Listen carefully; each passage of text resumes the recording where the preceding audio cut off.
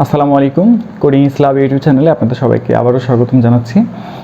আজকে আমরা অ্যারে সম্বন্ধে বিস্তারিত আলোচনা করব। তো প্রথমে আমাদের আসলে জেনে নেওয়া উচিত অ্যারেটা আসলে কি বা অ্যারে আমরা কেন ইউজ করি। তো যখন আমাদের কাছে একটা লিস্ট অফ ডেটা থাকবে, অনেকগুলো ডেটা থাকবে, আমরা ডেটাগুলোকে স্টোর করতে চাই একটা জায়গাতে, তখন আমরা অ্যারেটা ব্যবহার করে থাকি। তো আমাদের এটা মনে রাখলেই হবে যে আমরা যখন অনেকগুলো ডেটা একটা জায়গাতে সিকোয়েন্সলি স্টোর করতে চাই তখন আমরা অ্যারেটা ব্যবহার করতে পারি। তো আমরা এখন চলুন বিস্তারিত আলোচনা করি অ্যারে নিয়ে। ঠিক আছে, তাহলে চলুন আমরা অ্যারেটা খুব সুন্দর একটা এক্সাম্পলের মাধ্যমে বোঝার চেষ্টা করি। মনে করেন একটা ক্লাসে 40 জন স্টুডেন্ট আছে। এখন আপনি চাচ্ছেন 40 জন স্টুডেন্টের যে আইডিগুলো আছে সেগুলো আপনি স্টোর করতে যাচ্ছেন। তো আপনি কি 40 জন স্টুডেন্টের জন্য 40টা ভ্যারিয়েবল ইউজ করবেন? আপনি হয়তো এভাবে চিন্তা করছেন যে একটা ভ্যারিয়েবল নেবেন ইন্টিজার এক্স এবং সেটার মধ্যে আপনি একজনের আইডি রাখবেন, এভাবে আরেকটা ইন্টিজার আইডি নেবেন এবং সেটার মধ্যে আপনি আরেকটা আইডি রাখবেন, রাইট? কিন্তু এভাবে করলে আপনি একবার চিন্তা করে দেখেন আপনার কতগুলো ভেরিয়েবল নেওয়া লাগছে। 40 জন স্টুডেন্টের জন্য আপনার কিন্তু 40টা ভেরিয়েবল নিতে হচ্ছে। আর আরও একটা ব্যাপার যে আপনার যে আইডিগুলা আপনি একটা জায়গাতে কিন্তু স্টোর করতে পারছেন ঠিকই, কিন্তু জিনিসগুলো কিন্তু আপনি সাজাতে পারছেন না। আপনি চাইলেই কিন্তু জিনিসগুলোকে খুব সহজেই সার্চ করে বের করতে পারবেন না। কিন্তু আমরা যখন অ্যারে ব্যবহার করব, অ্যারেতে কিন্তু আপনার সবগুলা জিনিস একটা জায়গাতে সাজানো থাকবে এবং সবগুলোর জন্য আপনার একটা ভেরিয়েবল লাগবে। হ্যাঁ, জিনিসটা আসলে অনেক ইন্টারেস্টিং। আমরা এখন এটা নিয়ে একটু বিস্তারিত আলোচনা করব, চলুন। তো আমরা যখন কোনো একটা ভেরিয়েবল ডিক্লেয়ার করি আমরা কিভাবে করি আমরা নিশ্চয়ই জানি।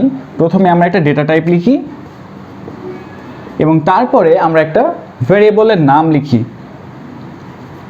রাইট?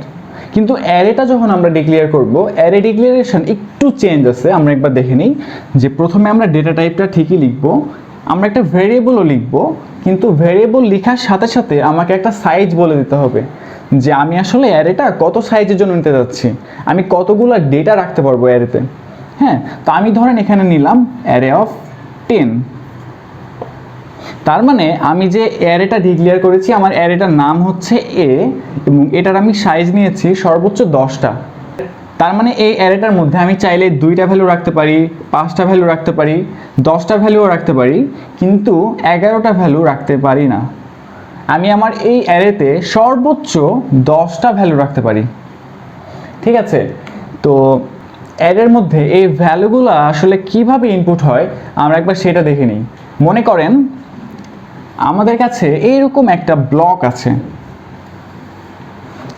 আমরা যেহেতু 10 নিয়েছি সাইজ, আমরা এখানে 10টা ব্লক বানাই।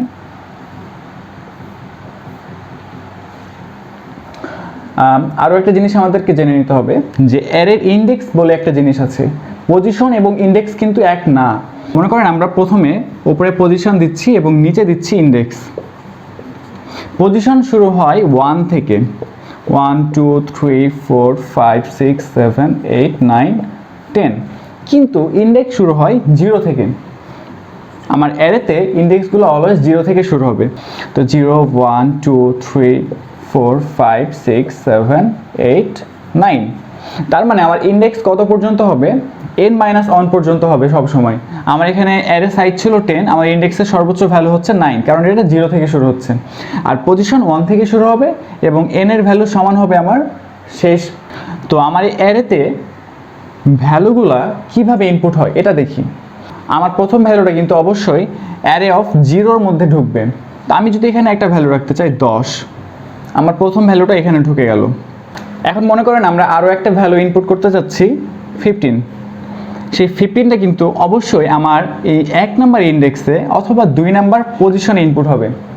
এটা কিন্তু কখনোই 2 বা 3 4 5 নাম্বার ইন্ডেক্সে ইনপুট হবে না, যদি না আমরা ম্যানুয়ালি এটাকে এভাবে ইনপুট নিই যে অ্যারে অফ 3 নাম্বার পজিশনে ইনপুট নিচ্ছি। আমরা যদি নর্মালি সিকোয়েন্টলি ইনপুট নিতে থাকি সেটা কিন্তু 0, তারপর 1, তারপর 2 3 4 5 এভাবে সিরিয়াল ওয়াইজ কিন্তু ইনপুটগুলো হতে থাকবে। কখনোই 0-র পরে 2 3 বাদ দিয়ে 4-এ যাবে না, অথবা 1 বাদ দিয়ে 2-এ যাবে না। এটা কিন্তু অবশ্যই প্রত্যেকটা ইনপুট হবে সিরিয়াল ওয়াইজ।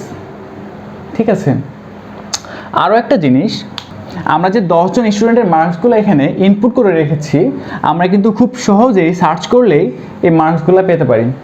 কিন্তু একবার চিন্তা করে দেখেন, আপনি যদি 10 জন স্টুডেন্টের জন্য 10টা ভেরিয়েবল নিতেন, আপনাকে কী করতে হতো? আপনার মার্কসগুলো খুঁজে বের করতে একটু হলেও ঝামেলা হতো। আর অ্যারেটা আমরা কখন ব্যবহার করি?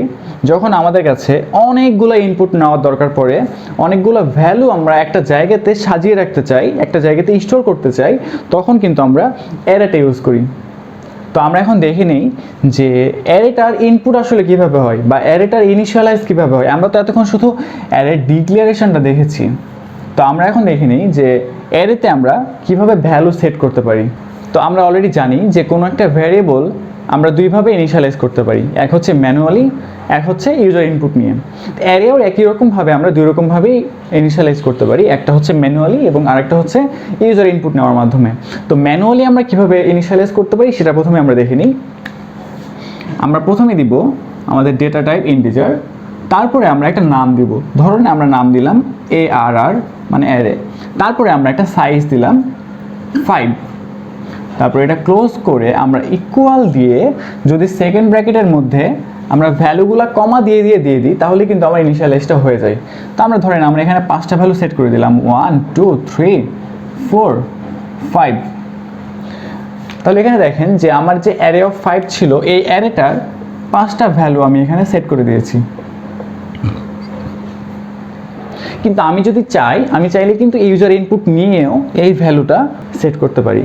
অ্যারের জন্য ইউজার ইনপুট নিতে গেলে আমাদেরকে অবশ্যই লুপের কনসেপ্টটা ক্লিয়ার হতে হবে।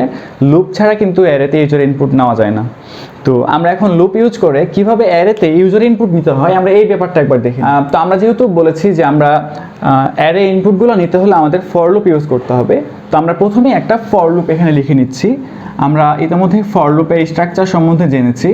প্রথমে আমরা লিখব ফর, তারপরে আমরা কি করব, ইনিশিয়াল একটা ভ্যালু দিব, ইন্টিজার i = 0 দিব, কারণ আমরা জানি অ্যারেতে আমাদের ইনপুট শুরু হয় 0 থেকে। হ্যাঁ, সেজন্য আমরা 0 নম্বর ইন্ডেক্সটা এখানে দিচ্ছি, i of 0। আমরা কয়টা ভ্যালু ইনপুট নিতে চাই? 5টা ভ্যালু ইনপুট নিতে চাই। তার মানে আমার সর্বোচ্চ ইন্ডেক্স কত হবে? 4 হবে। আর 4 মানে হচ্ছে less than 5। তো i is less than 5, তার মানে আমার এই ভ্যালুটা 4 পর্যন্ত কন্ডিশনটা ফুলফিল করবে।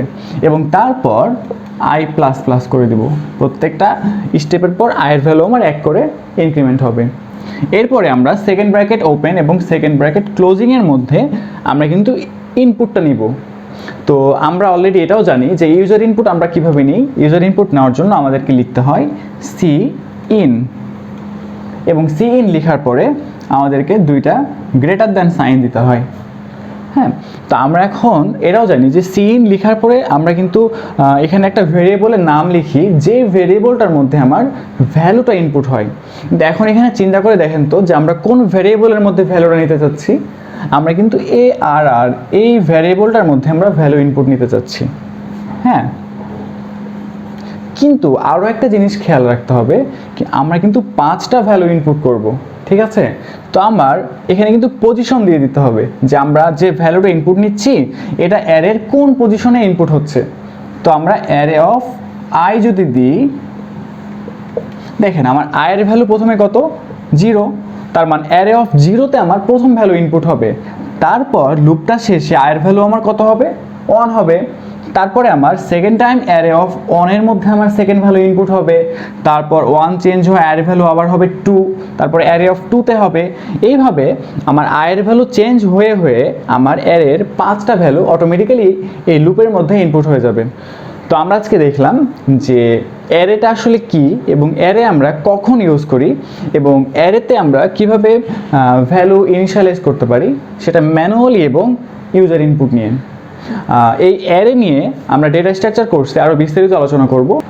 আজকের ক্লাস এই পর্যন্তই। দেখার জন্য সবাইকে ধন্যবাদ। আশা করছি আপনারা সবাই সুস্থ থাকবেন, সাবধানে থাকবেন। দেখা হচ্ছে পরের ক্লাসে। আল্লাহ হাফেজ, আসসালামু আলাইকুম।